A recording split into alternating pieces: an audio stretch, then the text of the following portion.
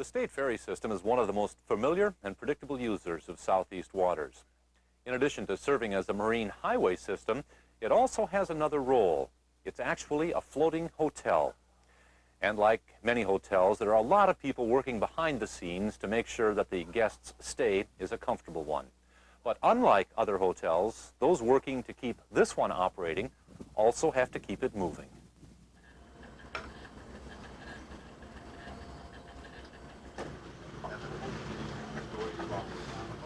They have a watch engineer on watch all the time at the console down there. But when it goes on standby, then either the chief engineer or the first assistant is down there also. So they're there watching the machine and ready to do whatever they have to do if they should have any kind of a equipment failure. There's a world of difference from the captain's bridge with big windows and splendid views to the windowless engine room where the Malaspina's chief engineer, Eric Olson, spends most of his hours. Yeah, you become pretty routine with where they all are visually and what they ought to read. And a good engineer can just scan really quickly with his eyes and notice that something is a little bit out of place. And we have all our main engine gauges, and we can see what the pitch control is doing and the load on the generators. We have our tank level indicators up here so we can see how much fuel we're using or what the level in the sumps on the main engines are on our water. Generator gauges, all our alarms, we can see what they are. Olson has been working in engine rooms since high school. He decided this was the kind of work he wanted to do for an unusual reason. I was watching a movie when I was a kid called The Black Tanker. It had Tyrone Power and gosh, he was Humphrey Bogart was the chief engineer and Tyrone Power was the captain. They were getting this argument over one of those speaking tubes. The captain wanted to go faster, and the chief engineer was telling the machinery couldn't go any faster. So the captain came down the engine room and they got in this big fist fight, and Humphrey Bogart stuffed the captain into the bilges. I thought, well, I think I'd rather be an engineer. There are a surprising array of duties for a chief engineer. Well, I'm in charge of all the personnel and the equipment in the engine department, which takes in all the machinery on the vessel. And of course, I have all the pay and administrative, and I have to prepare for the next dry docking and the shipyard period and accumulate all the parts. And it keeps me on my toes. And all the standbys, so when we're in narrow waters or entering or leaving a port, I'm down here in the engine room and just surveying the situation. If something goes wrong, I'm right on hand. And of course, we have quite a hotel on here that we maintenance while we're running to try to keep the passengers happy. We have continual breakdowns in that area with the plumbing and the wiring.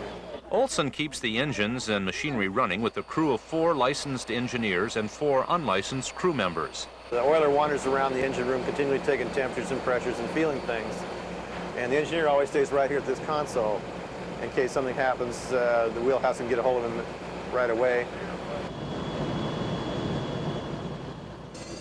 I have occasionally had female employees, but that hardly ever happens. Most of the women want to work in either the stewards or the deck department.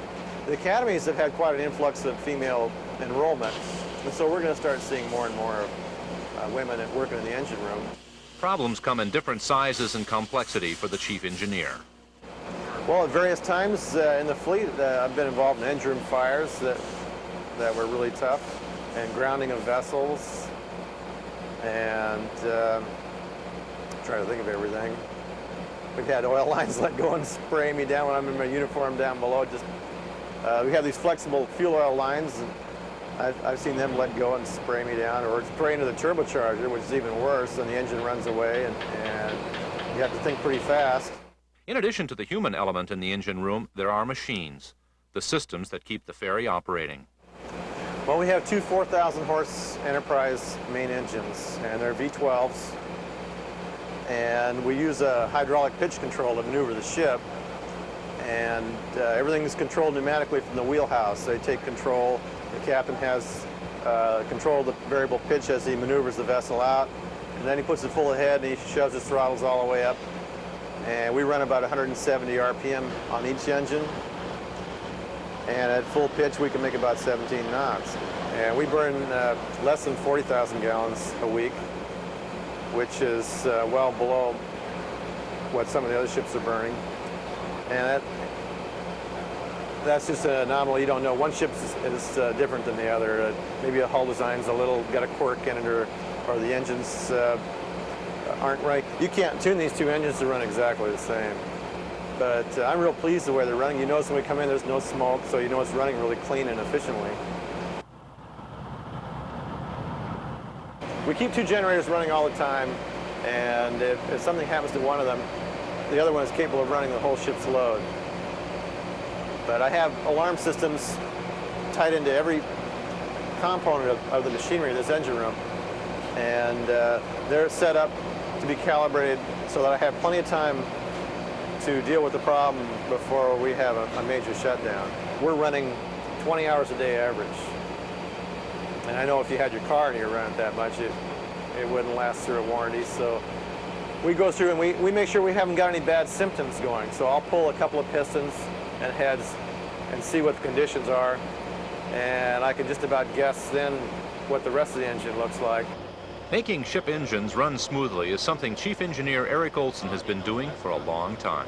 I shipped out right after high school as a wiper in a steam plant going offshore. Then I was an oiler, and went to an engineering academy back east in Baltimore. And then I shipped around the world several times and spent a lot of time in Africa and South America, and of course hauling ammunition to Vietnam. And it's a lonely life. And then I thought, well, it'd be fun to go to Alaska. I'd heard of the Alaska Marine Highway System, and people had told me good things about it.